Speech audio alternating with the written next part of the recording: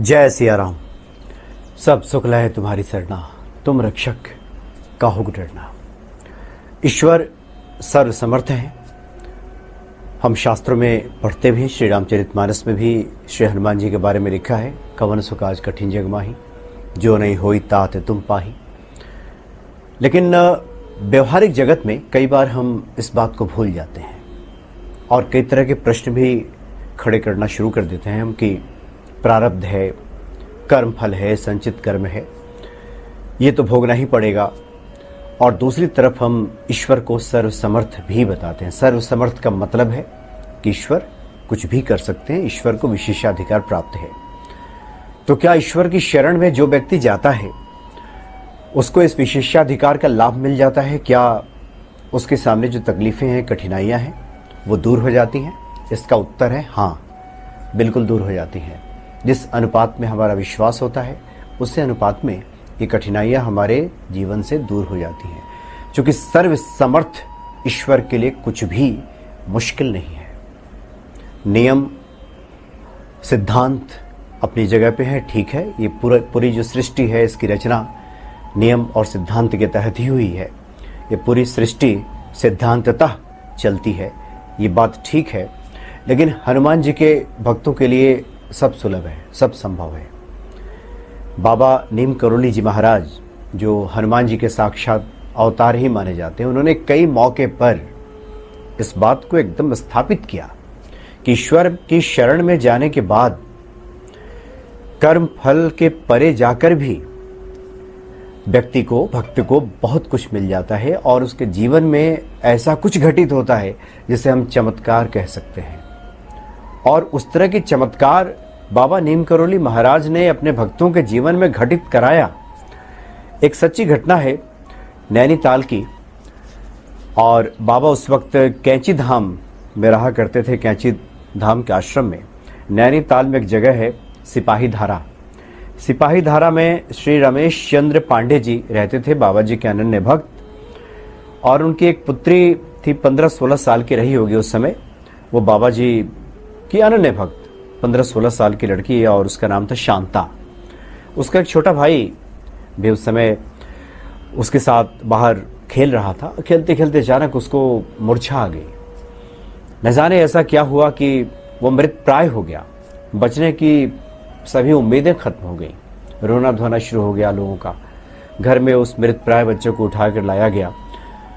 तब तक शांता आई, जो 15-16 साल की बाबा जी की भक्त जो लड़की थी, जो नित्य दर्शन करती थी, उनके सेवा भाव में लगी रहती थी। जब भी बाबा नैनीताल पहुंचते थे या कैंची धाम जाकर के भी, उस लड़की ने सहसा उस छोटे बालक को, जिसको मूर्छा आई थी, उसको अपने हाथों से खींचा और सीधे बाबा जी की तस्वीर जहां स्थापित की गई थी पूजा घर में, वहां पहुंच गई।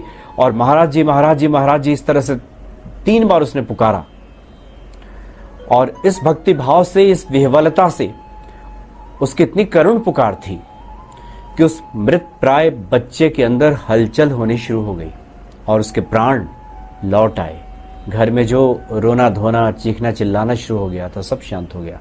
अगले दिन पूरा परिवार बाबा जी के दर्शन करने के लिए पहुंचा नैनीताल। बाबा जी ने उस लड़की से कहा कि तुमने 3 बार पुकारा था मुझे याद है पूरी तरह से। ये बात सुनते ही जो पूरा परिवार है बाबा जी के श्री चरणों पे गिर पड़ा। तो संतों के लिए, ईश्वर के लिए कुछ भी कठिन नहीं है। हमारा भाव, हमारा विश्वास अगर गहरा है तो जीवन में चमत्कार भी घटित होते हैं। कर्म का सिद्धांत है, सिद्धांततः ये जीवन चलता है, ये सब ठीक है। लेकिन ईश्वर के कृपा पात्रों के लिए सब संभव है, सब संभव है। सब यानी सब, कुछ भी हो सकता है। इसलिए सर्व समर्थ जब हम ईश्वर को कहते हैं तो हमें इस बात पर पूर्ण भरोसा रखना चाहिए कि सर्व समर्थ ईश्वर कुछ भी कर सकते हैं। वो हमारे जीवन में भी कुछ भी घटित करा सकते हैं। कर्म सिद्धांत के परे जाकर भी, कर्म के नियमों के परे जाकर भी कई इस तरह की घटनाएं हैं। एक बार की और बात है, बाबा जी उन दिनों इलाहाबाद में, जो प्रयाग है, तो गए थे वहाँ पे। कुछ दिन वहाँ प्रयाग में ठहरे थे और उसके बाद माँ विंध्यवासिनी के दर्शन के लिए पहुँचे। तो प्रयाग से ही गंगा बहती हुई जाती है विंध्याचल। माँ विंध्यवासिनी का उन्होंने दर्शन किया। कुछ भक्त उनके साथ थे। एक भक्त के माता पिता को पता चला कि बाबा जी हैं प्रयाग में और वो मां विंध्यवासिनी के दर्शन करने के लिए भी जाते हैं, तो उनकी भी इच्छा हुई कि ये तो बड़ा ही अच्छा मौका है, बाबा जी का सानिध्य मिलेगा और जगत जननी मां विंध्यवासिनी के दर्शन होंगे। ये सोच करके एक वृद्ध दंपत्ति जो एक भक्त के माता पिता थे वहां पहुंच गए प्रयाग। उसके बाद ये सब लोग चले, तो जब पहुंचे वहां विंध्याचल तो फिर गंगा स्नान करने की बारी आई। तो गंगा स्नान करने के लिए जो भक्त के वृद्ध पिता थे गंगा में उतर गए और उसके बाद गंगा की तेज धारा में बहने लगे। अब तो लगा कि जैसे ये धारा उनको बहा ले जाएगी, लेकिन तब तक पता नहीं कहां से एक व्यक्ति आया और कपड़े पहने ही वो कूद पड़ा। और उस वक्त बाबा जी वहां नहीं थे। इन लोगों के साथ जब ये लोग गंगा स्नान करने गए थे, बाबा जी उस वक्त इन लोगों के साथ नहीं थे। तो कपड़े पहने एक व्यक्ति आया और कूद पड़ा गंगा की धारा में और उनको बचा करके बाहर निकाला। उसके बाद जब ये पूरा परिवार बाबा जी से मिलने के लिए गया और बाबा जी से ये पूरा किस्सा कह सुनाया कि कैसे गंगा की तेज धारा में उनके वृद्ध पिता बहने लगे थे और एक कपड़े पहने हुए व्यक्ति आया और उसके बाद वो बचाकर न जाने कहाँ चला गया, पता नहीं चला, पता नहीं वो कौन व्यक्ति था। तो बाबा ने कहा कि तुमने पुकारा किसको था?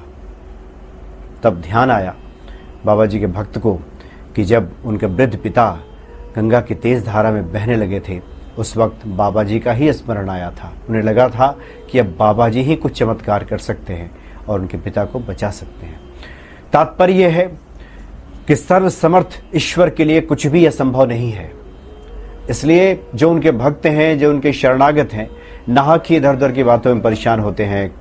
प्रारब्ध, संचित कर्म, ऐसा वैसा, बहुत सारी बातों में लोग नाहक परेशान होते हैं। शरणागति अगर पूर्ण हो गई है, भक्ति भाव हमारे भीतर अगर दृढ़ है, प्रबल है श्री हनुमान जी के प्रति, तो बाकी का सारा कार्य तो हनुमान जी संभाल लेते हैं। कर्म सिद्धांत के परे जाकर भी हनुमान जी अपने भक्तों को बहुत कुछ दे डालते हैं और ये उनका विशेषाधिकार है, विशेष अधिकार है हनुमान जी का। भगवान शिव के ही अवतार है, इसलिए किसी प्रकार के किंतु परंतु में पड़ने की आवश्यकता नहीं होती है। जैसा हमारा भाव होगा, जैसा हमारा विश्वास होगा, जितनी गहरी हमारी आस्था होगी, उसी अनुरूप श्री हनुमान जी हमें फल प्रदान करेंगे। जय सिया राम।